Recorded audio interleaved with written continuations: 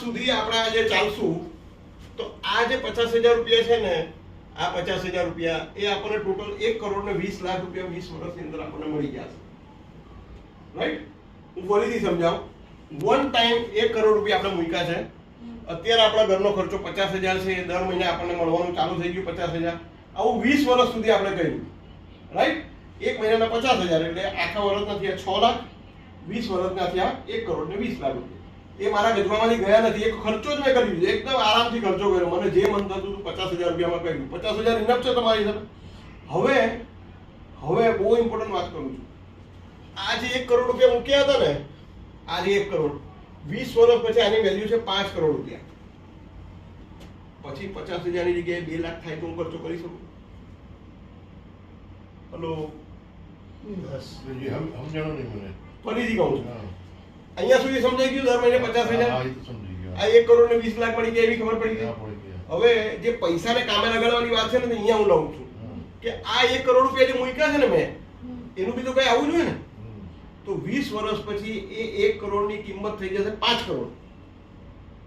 આ 50 માં ઉઠાવ્યા હોય તો ઉઠાવી લીધા પછી ઉઠાવ્યા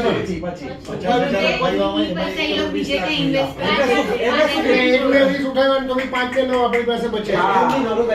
ઇન્વેસ્ટમેન્ટ ગ્રોથ બતાવી દે. એમને શું કર્યું છે કે 6% ના હિસાબે આપણું જે વિડ્રોલ છે એનું વિડ્રોલ રખાયું છે.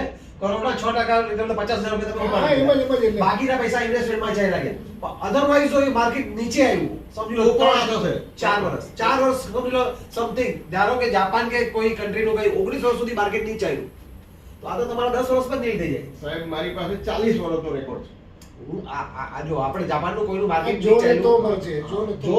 જો જાપાનનું માર્કેટ 19 વર્ષ સુધી સેમ પોઝિશન પર રહ્યું, તો આ 50,000 રૂપિયા તમે withdraw જાપાન જે છે ને એ એક એવી કન્ટ્રી છે કે ત્યાંથી કદાચ આપણે તો આ વસ્તુ ખબર જ નહીં હતી. આપણે લાઈક મને તો ખબર પડી મેં તો એક દિવસ છે ને હું બંધ થઈ ગયો રૂમમાં 24 કલાક.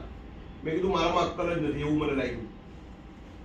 જાપાનની અંદર છે ને જે આપણે પૈસા ઇન્વેસ્ટ કરીએ એને તો કંઈ મળે નહીં, સામે આપવા પડે. અને લોકો શું કરતા હતા, 0.5% 1% લોન લે અને ત્યાં બિલિયન્સમાં લોન લે. જાપાનથી જઈને કેટલી લે? બિલિયન્સમાં લોન લે અને પછી એ બીજે ઇન્વેસ્ટ કરે.